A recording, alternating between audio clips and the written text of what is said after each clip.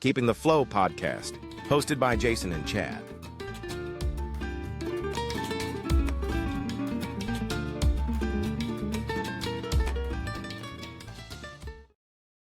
All right, here we are back again, Chad, getting ready to record another episode of Keeping the Flow. Here we are, and I'll point out, you got a haircut, a little beard trim. You're looking. I know. Sharp. It's like doing it with a different co-host, isn't it? Who is this person? The younger me. Yeah. Well, you're out trouncing around Europe and in your hostels. I'm sure they didn't have a barber somewhere. I don't know. That was something I didn't mention on the last show. The last one was, when we were talking about the differences, there's not a lot of people with beards. So Really? I felt like people were staring at me like, this guy just come out of the mountains or something, So I don't know. He's gonna eat us. He's gonna eat us. Yeah, like I was something that crept out of the Alps, like some Sasquatch or something. But you don't see a lot of beards over there. So I don't know. I got a couple things coming up next week, and with 4th of July, and it wasn't that it was hot or it was bothering me. It was just I kind of started watching my podcast, and I was like, I kind of look like a mountain guy. Not this clean shaven look. I don't know if I like it as much either. So, I mean, hair is such a nuisance, whether it's on your face or on your head. And I've usually got a lot of hairs. Yeah. I'll go with this look for a little while. You can watch it progress as the shows progress. Huh? But yeah, well, I don't know if I told you, but my daughter is in cosmetology school right now. So she'll graduate high school and cosmetology school around the same time. That's like makeup? Well, hair, makeup, nails, eyelashes, whatever she wants to do. But she focuses on hair and color. And she hates cutting boy hair, she says. But she has to cut mine. So she's been commissioned to do that today or tomorrow. So when do you put the color in? I'm not gonna say anything, but I just was wondering. I don't do that. She just gives me a nice cut. But that's she needs to practice. So yeah, well, maybe I'll have to come up to your place and get a haircut. The lady who cuts my hair, which it's kind of a mixed bag of when I go walk in of who's available at the time. But yeah, they kind of know like, boy, he's here for his 3-month, trim down, so did it. So you'll have to put up with the new younger look that I'm trying to pull off here. Fresh. I mean, you're all over the internet. So I mean, I don't know, you might be the next celebrity heartthrob. We are starting to gain some popularity. I mean, it's been a slow process, I guess you could say, although we haven't been doing it that long, like not like we've been doing it years, but we're seeing more and more people starting to follow us, make some comments. Our guest today is actually one of our guests, one of the people that made a comment on our Facebook. And so, that's what I would encourage people if they've got a topic or they've got something that they would make a comment. I love to see comments. It helps us grow too with this little hobby that we have. So yes, make comments, even if it's about my hair, make a comment on my hair. Yeah. We're on a lot of different things right now. We're on YouTube. I'm starting to see the numbers finally people are starting to get in that algorithm on YouTube. We haven't really promoted YouTube. We're on Facebook. That's kind of been our go-to is our Facebook and Spotify. And we're starting to see the numbers grow on both of those. Well, also, we should probably mention, we started a little sponsorship thing. And we're not going to make millions of dollars here. But if somebody wants to sponsor some of the episodes, we are willing to do that as well, right? Yeah. Yeah, we posted that. That's on our Facebook page. Everything's Keeping the Flow. So if you search, Spotify, you search Keeping the Flow, we're going to come up. Same with YouTube and Facebook. It is on Facebook. We put a little flyer out. Again, it's not like we're trying to be millionaires. We're just trying to, maybe get some merchandise. And then I don't have to worry about what shirt. I can just wear our shirt every episode. Yeah. Put it right back Keeping into the Flow business. shirt. So we got some things in the works with merchandise and some can koozies and stuff like that with our stuff on there, our brand on there. So yeah, definitely keep watching. And if anybody's interested in sponsoring one of our shows, certainly reach out to us. Maybe you've got a topic, or I tell people if you've got something that you're selling, the spin I would like to promote with that is how can it help the industry? Like, how do you feel that your product helps the industry or aids in the water industry? So that's kind of the spin to be a part of the show. But certainly, if you've got something that you'd like to see as a topic, drop us a line. Same thing is, if you're an operator and you've got some things that you'd like to get off your chest, or some things you'd like to get out there to the folks, certainly drop us a line and tell us the topic that you consider yourself an expert on. Not that we're experts, Well, but yes, great that old intro wisdom, there. and it could be a young person that has old wisdom, but hey, I did this and this was awesome. Here's what we did. Those stories go a long way. You see it all the time too, Jason, in your classes. People start talking and say, hey, this is what I did, or this is what I did. It could be like a mastermind group, in the waterworks industry, just to help everybody out. I mean, you can sit in a class all day, but it's not going to do nothing for you unless you get out in that Yeah. ditch and start digging, right? Yep. Like I said before, I kind of date myself when I talk about my Rolodex, but my list of contacts is rather large, and that's 30 years of being in the biz and meeting people, talking to people, finding out about like our guest today. Hopefully, we'll find out a little bit about Jamal and his being a part of the internship program. I know Illinois. He's from Indiana, but I know in Illinois, we're looking at different internship programs, trying to get new faces in the industry, and having that communication between the young and the old, the experienced and non-experienced, to try to get more people interested in this biz and get them in here. So it's Jamel Wofford, right? Jamel Wofford. Yep. Okay. So, and he is an active listener, wanted to jump on, talk about his experience with Alliance Rural Water in Indiana. All right. All right. Sounds good. Here we Right. go.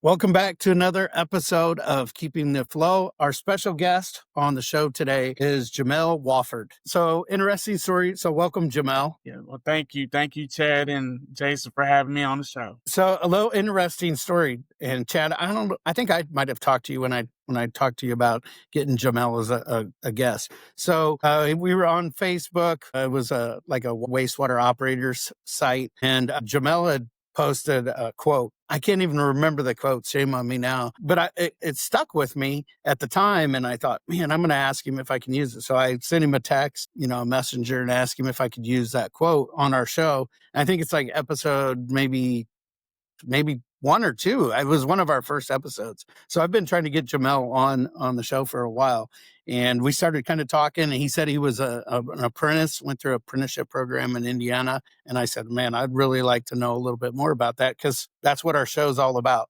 is trying to get new people, interested into this industry, and, hear their stories, also on the other side of that, also some industry stuff that can help and make life as an operator a little bit easier. So without further ado, Jamel, welcome to the show. And maybe we start off telling us a little bit about yourself. All right. Well, I'm Jamel Wofford, as they said, and I just recently just graduated from an apprenticeship program through the Alliance of Indiana Rural Water, the association, the Rural Water Association in Indiana. And I've only been in the water industry on the drinking water side for almost 4 years now. Just went through the 2-year apprenticeship program and learned all the ins and outs of water treatment and how to be a better operator and how to operate a system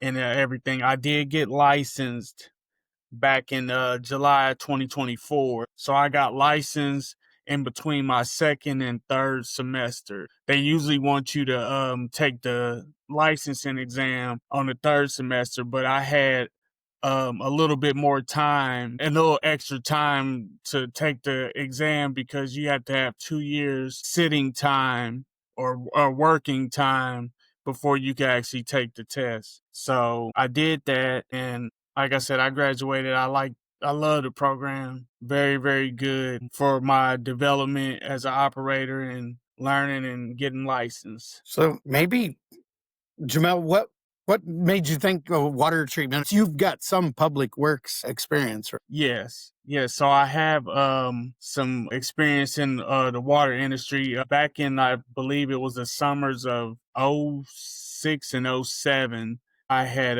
worked for my hometown utility, Marion, Indiana, and I got hired in as a fire hydrant painter. So that was like my first view of what the water industry or any kind of type of public works was to paint hydrants. And there would be hot days, sitting in a truck and going from hydrant to hydrant, having to clean it off and get the rust off, paint it and prime it, and do all of those types of things. So that was my first opportunity to get into the industry. And then some years went by out of that. And then I moved back down to Indianapolis, or Greenwood, Indiana, and got into water softening business. So it's not quite, utilities, but it was like my track of water was still there, but on a different side. And then after that, after I graduated college in 2008, and then I worked at the water softening business, then I went and moved back to Marion in 2013 and then worked at the wastewater. So then I was on the dark side of water.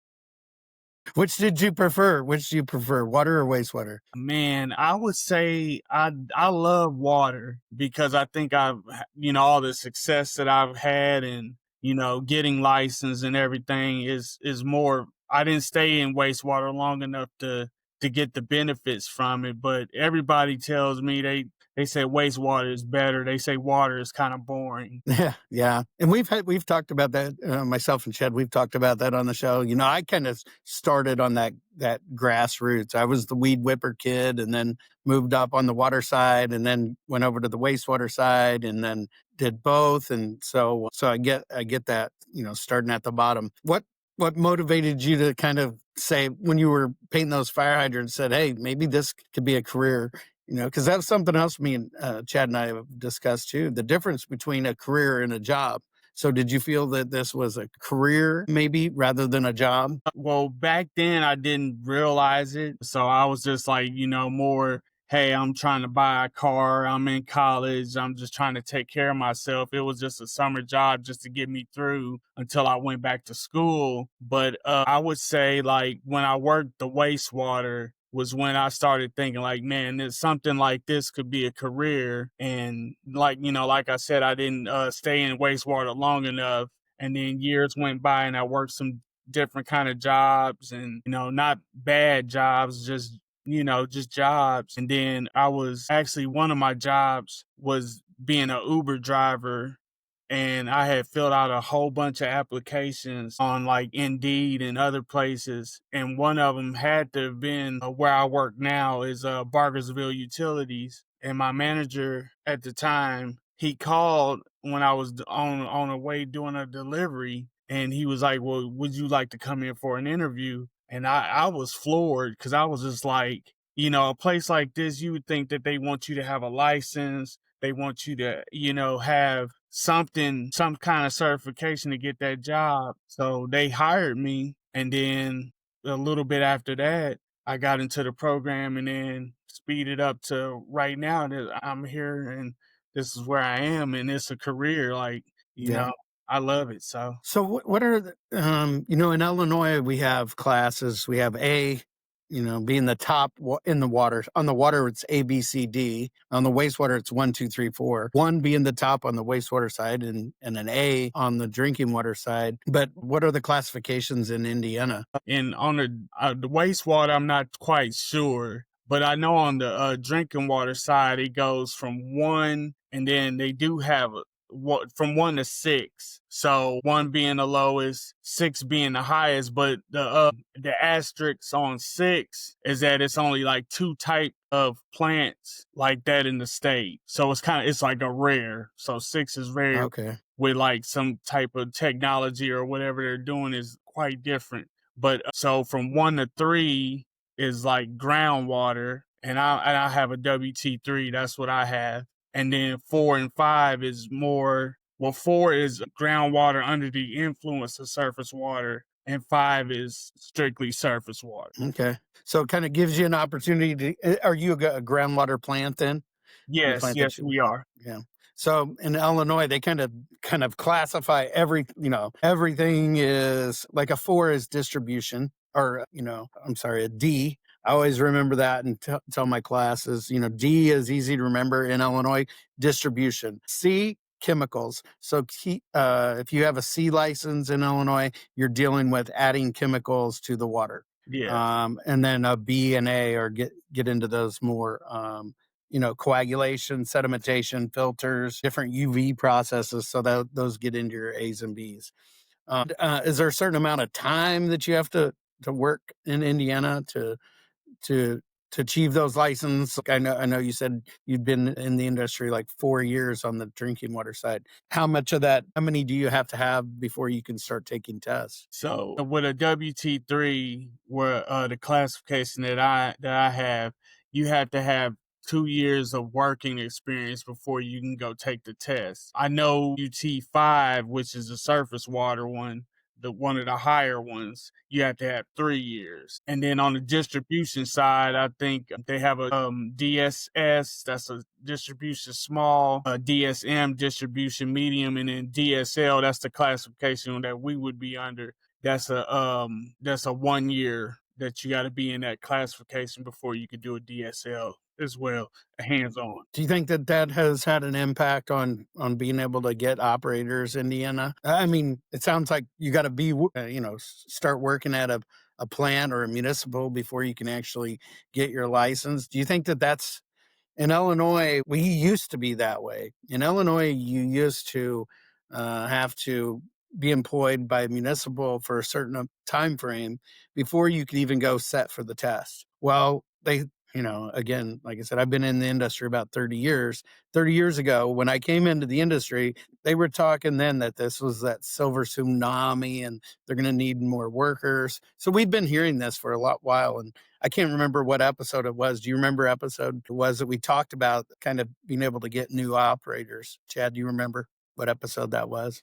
Like one of the earlier ones. Yeah, I think it was 4 or 5. Yeah, I think so. So, we've been hearing that for a long time, but Illinois then tried to correct it and say, okay, well, you can go take the test. You don't have to be employed by a municipal. You can go take the test anytime you want, with the understanding that probably if you're not in the water industry, you're not going to know enough to pass the test. So they kind of did that so that people can take the test. And then once they pass the test, then they have that opportunity to go work at a municipal. Kind of makes them a little bit more hireable, I guess you could say, because they'll have the test out of the way. They just need to get some on the job experience. So do you think it hinders people getting into the industry? They think, oh man, it's too hard to take this test, or there's too many classifications, and or do you think it's streamlined well enough that you can figure out, I think that it is a good thing to have some type of, I guess what you want to call like a strainer to like strain out things or strain out people, because you want your best people to work in a utility or in a municipality. You don't want somebody that's just, like you said, treating this like a job when it's really a career. Like, this is something that's important, and this is drinking water, or this is wastewater. This is our livelihood, and everybody needs that for their own selves. But I mean, I do understand what you mean when you say, like, is it like hard to like keep people out? But I think if they can get the opportunity, if they can get hired somehow, and they can be able to get into a program or something like what I am, it helps you, because then it gives you a path. Yeah. Since we kind of led into that, can you talk a little bit about that path of, Yeah. all right, how you navigated the internship program? I mean, what does that include? Well, it included the fact of that they come to your utility. Kelly Gardner, she is the apprenticeship program coordinator for the state of Indiana. And she came to our utility, like I said, a little bit over 2 years ago, and gave us the lay of the land of how would it be like to get into the program. And at first I was kind of thrown back, because when she said you have to pass the exam, you have to do 288 class hours. That's like the class homework and the workload. You have to do that, and then you also have to have 4,000 hours of on the job training, which that would equate to 2 years. That's why the program is 2 years. So you get all three of those things done, and then they'll graduate you, and then you'll go from an apprentice to a journeyman, and you'll get a credential from the Department of Labor. That's who oversees. Is the state involved in with that? So, or is it just the rural water? Well, the rural water is our sponsor, but it's Okay. really through the National Rural Water Association. That's what the program is through. It's just that they're the parents of it all, and then they go through the state Rural Water Association, and then it's through the Department of Labor. So it's a nationally accredited apprenticeship. Like anybody, as long as your state can have a rural water program and have that contact, people can get into this industry that way and do that. So you're operating in the plant, and then kind of while you're doing the internship program. Yes. So like it would be days to where, like, cuz my schedule's kind of weird. So like I don't do like a 7 to 4 every day, but some days I do like more of a swing. So like one week I have a week of days, the next week I have a week of swing nights. So like a 3 to 1 o'clock in the morning. And Mm-hmm. some of those days I would have to have class the next day. So I'd be getting off work at like 2 o'clock, almost 3 o'clock in the morning, have to be up at like 7:30, 8 o'clock to get ready to go to class. So like I had to do all of that, and by the grace of God, I got through it. Yeah.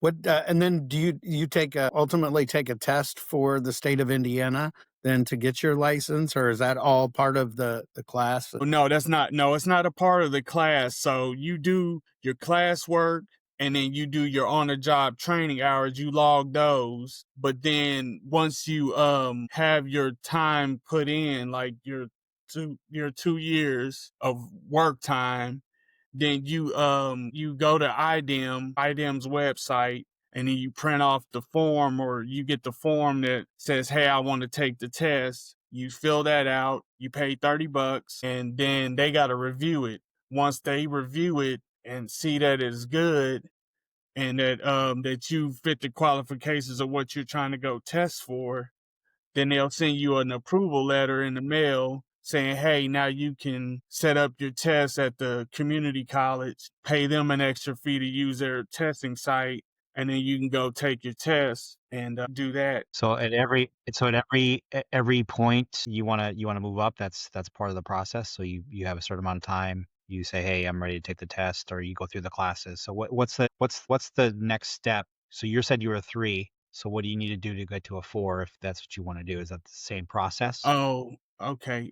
Yeah, Chad. What I would have to do to be able to be licensed as a WT4 or WT5 is that I have to work at that type of plant in order to be able to get that type of license.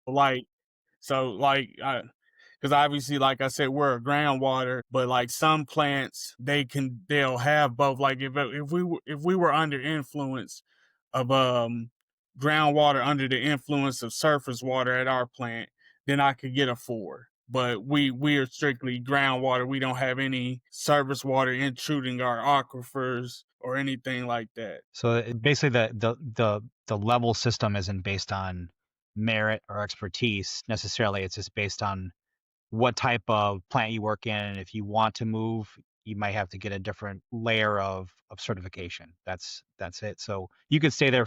You could stay where you're at forever. Doesn't make any difference as far as like pay or as far as your level. So if you're a level 6, but you work at a level 3 plant, doesn't make any difference, right? I guess I'm trying to wrap my mind around that. Sounds like it's kind of, Chad, it's kind of the way that it used to be in Illinois, which was you had to be working, and you still do in order to get, and Illinois, it's the same way. So I couldn't achieve a class 1 or a class A license unless I had experience in a class A plant. Now, that doesn't mean the way they changed in Illinois is they also changed it so that you can go take the test. So I could go take the A drinking water test through the state. However, I wouldn't be able to get certified. I would be what would be called an operator in training. Yeah. So anytime you take the test in Illinois, then you become an operator in training. And that's good for like, I think it's like 5 years. You don't have to get, it's really kind of the way to go because you don't have to get those continuing education. And, you've got this operator in training, meaning I think it makes you more marketable in the fact that if I was to go and apply at a Class A drinking plant facility, I can say, hey, I've already got the hard part out of the way. I've got my test. I'm an operator in training for an A. I just need to get some experience. So that's real similar to Illinois. And I think that that's helped. I tell people that are in my class, beginning drinking water class, I tell them all the time, it's like, in my opinion, and I'm a part of the hiring team for our city, I tell them all the time, if you've got that operator in training, that's to me is as good as a license because we're not asking our employees to sign off on anything. We're just asking them to have that knowledge and be a responsible operator with that certification. They've already got the test out of the way. They just need the time. So I'm all out for hiring somebody that's taken the test that just needs the time. It's real similar to the apprenticeship programs too. They work with the municipals to try to get employees in there. Maybe Jamel, what do you think? How do we put out that program to get more people interested in it? I mean, is it going to schools? I mean, you got any input on that? Yeah, they're kind of doing that already. Like they're going to like younger like elementary schools and kind of going to these job fairs and career fairs, and they're trying to get it the word out there to people that hey, this is a good career choice. It's a rewarding career choice, and you're also helping people and giving them a better quality of life by treating their water or their wastewater or whatever. And so I believe that it's good. It's just that the only thing is that to some people it's not an attractive type of job or a career, you know what I'm saying? Or like they think that all I do all day is just look at a computer screen and push some buttons. And it's like, that's a part of it, but that's not all what you do. And also that, there's more to just the being in operations. Somebody can be in compliance, or they can be a utility manager, or they can be a town manager, or anything that has to do with the utilities. Like it's more to just that than just the operations. It's a united front, or it's a united fit, with everybody.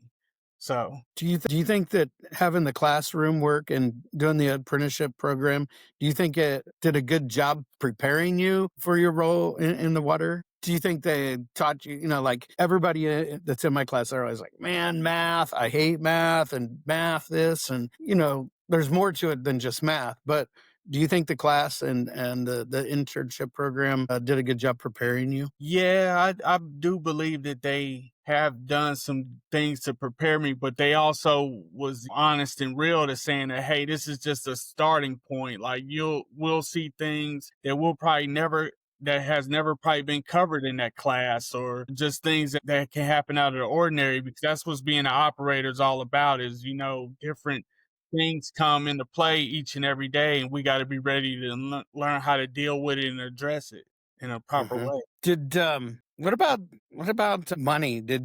Were you able to get any scholarships? I know there's a lot of groups out there now, like AWWA, I think has got some scholarships for folks that are wanting to get certified in operations. They also have some scholarships that are offered for folks that are already in the industry that want to improve their license or take some classes to help improve their on the job marketability. Yeah, they definitely have some good scholarships that one can get. I know when I first started and they got me into the program, the Work One gave us a grant to be able to get like, laptops and, other types of things that we might need for the apprenticeship program. And then I know Hawkins, I don't remember quite who they are. I know they were in the utility industry, Hawkins, that they have a scholarship. They're a That chemical they company. they Jamel, Chad, they're a chemical company. Hawkins. yes, thank you, Chad. They're a chemical company, and give like a $3,000 scholarship for, I think it's only 10 people can get it.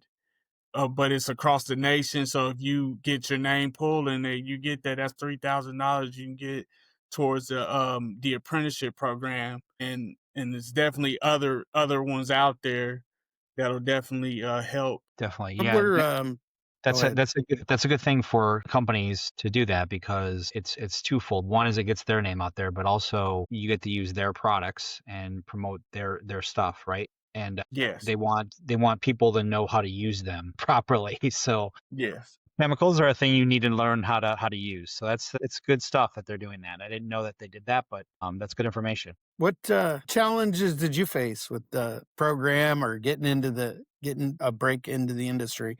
What kind of challenges have you faced, Jamal? I would say that my challenges were mainly, like you said, like learning how to be an operator, learning how to understand the ins and outs of water treatment. And that's why I got into the program, was because, see, when I got hired, I had no knowledge, like zero knowledge of water treatment and everything. And then you just, like I said, thankfully, like my utility administrator got a hold of Kelly Gardner at the Alliance, and they came to the plant and was like, "Hey, do you want to get in this program? We think it'll help you." And then, like kind of like what Chad said, it was an investment from the utility to invest in me, but it also helped me to invest in myself at the same time. And I'm better off for it, for sure. You think it gave you a little bit of an idea of like what you're getting yourself into too? Like, Yeah. okay, I'm going to be an intern. I'm not fully committed, but I'm committed. But do you think it gave you a better idea of like, hey, I really want to do this? Yes, it did. It gave me a lot more confidence from when I started without it, because I was actually trying to study to get my license and study to learn all of that, but it was so hard, and like you said, not knowing what to study, who to talk to, and then it just kind of gave me like a path, and then once it did, it just like opened up. And then I started to realize that, hey man, this is something here. This is not a letdown. You know what I'm saying? My ceiling is not covered yet, What do you see Jamal doing with this newfound career? What I would like to get in is, I mean, obviously some maybe in a leadership position, later on down the road, but just to continue to teach people, help them learn. Actually, I got the honor to actually mentor one of our new hires. So he's about to get into the program, and I'm about to be his mentor. So it's just like, that's what it's about. Like, I just went through it. I can help somebody else, get through it too. And hopefully he can do the same for somebody else that comes along. And that's how we supposed to take care of each other. That you actually stole one of my questions. I had wrote down one of my questions here was, do you see yourself mentoring people to get into this career and to get into this industry? So Yeah, cause like I was about to say, the operator in charge, which is my boss, he was my mentor for me to get my license under him. And then now the new hire, he'll be able to learn whatever he can under me, and then he'll get his. That's awesome. I mean, that's just what it's about. Being a river, not a reservoir, brother. I yeah. tell you what, that's the easiest way too to learn yourself, is to try to teach somebody. You learn Yep. a lot once you start teaching. So that's a great way to elevate yourself as well. So that's a good lesson. And then, you guys know what else is good about it is that I just went through it. And then it's like me going through it on this side of it, instead of being the actual like student, it's going to still help me to be fresh, because it's going to be some of that stuff that he's going to ask me a question about. I'm like, man, what was that? I need to remember that, or I need to go back and look. Yeah. And see now, Chad, you and Jamal both called me out because teaching at Blackhawk, that's the reason why I do it. One, to get new people in the industry, but also to keep myself fresh. I find and I even tell all my students that ever take my class, I tell them that the best way to learn is to teach. And I tell them if they're trying to learn something, even if it means put a stuffed animal over in that chair or your animal or your pet, put them over in that chair and then explain to them, the treatment, a portion of the treatment process or how to do something or one of the problems. If you explain it to them, then it's like double retention factor shooting through your brain. You're you're actually teaching them, and and in the process you're learning as well. So great stuff right there. Ted, you got anything? Yeah, well, I would say if you want to learn how to play golf really well, you train two 15-year-old boys how to do it by yourself. Yeah. You become a better golfer, I tell you that. So, Yeah. it's How big? difficult. How big? I didn't. I guess I failed to even talk about that. Like, how big of a community are you working at there in Indiana? Yeah, but Bargersville Utilities, they have almost about, I think, connections, and we serve almost close to 35,000.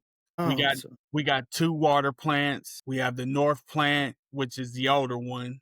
That's the very first one. It's been there since like the dawn of time, probably like in the 50s. Oh, they're actually going to start to build another one here in the next 5 years. They're going to replace that one, and then we have the South plant on our South system, and that was built in 2012. And they do their we soften, we do fluoride. I know that's kind of yeah. hot topic to some I saw people. where Florida eliminated fluoride as well. So I think Yeah, that's several states. It might be a while for our states. yeah. It might be a while for Well, us. Indiana probably go first, maybe. I Yeah, don't know, yeah, before Illinois. If yeah. we get into the political side of all that mumbo jumbo, but how many gallons you pump a day then We with the do two plants? with both plants on a nice hot summer day. Actually, we looked at some paperwork from last year, and one day I think they did almost 6.5 million. Yeah. So, but So it's real similar. Yeah. yeah. So we're usually like on average about four, between both. That's real similar. Everything, connections and population and even gallons. We're about 5 million at our plant. Yeah, So, but we're treating that nasty old Mississippi River water though. So yeah, we're making it nice and clean and good to drink. yeah. So We're still clear. yeah. So maybe Jamal, kind of closing out here. Do you have any advice, or what advice would you have to somebody, maybe a high schooler or somebody maybe even somebody starting a second career? I've seen a big upcharge in that, like people that maybe had something and they're like, concrete worker or something that takes a toll on their body. And they're like, I just wanted something a little bit less demanding on my body. So starting a different career as an operator. What kind of advice would you have? I would just say, trust the process and, obviously get around some people that's, speaking good things into you and helping a person want to develop themselves. Cause I mean, that's what it's really all about with any kind of, a career that you have, is that you want somebody to look into you and say, hey, I believe you can do this and everything. I think that's a good starting point. And like I said, water, I mean, is not, like I said, it's not an attractive job to some, but is definitely a rewarding job. And if, you put in the work and you believe in yourself and you believe in your abilities, you'll go far. I really believe that. Nice. And, too, the other thing we didn't even really talk about either is there's a thing called reciprocity. So, Jamal, if Yeah. you ever come over to Illinois, your license they'd fit it into where it aligns with Illinois, having all those different levels, they would classify those. But yeah, all the states that touch Illinois have reciprocity, meaning they acknowledge their license. So Well, Jason, the only thing is I gotta try to convince my wife to want to move there. If she do want to move somewhere, she want to move south. She don't want to be nowhere cold. yeah, I keep telling myself that too. Like, Yeah, this is the last year. This is the last year. Chad's probably heard me say it too. The last year that I'm going to be in someplace cold. And guess what? That year, next year rolls around. I'm still there, still still here. there, still in the You know, cold weather, Illinois. all Yeah, freezing. still freezing. And then the very next day, it'll be 90. Yeah. typical Illinois environment. So, well, Jamal, thanks again for coming on our show, talk us a little bit about the real world of these apprenticeship programs and how it benefits the industry, getting new faces, new ideas, new folks into this industry. So I appreciate that, and continue to listen to us and pay Yeah. attention. You'll have to especially watch your podcast here when we air it. Spread it. Probably air it Yeah.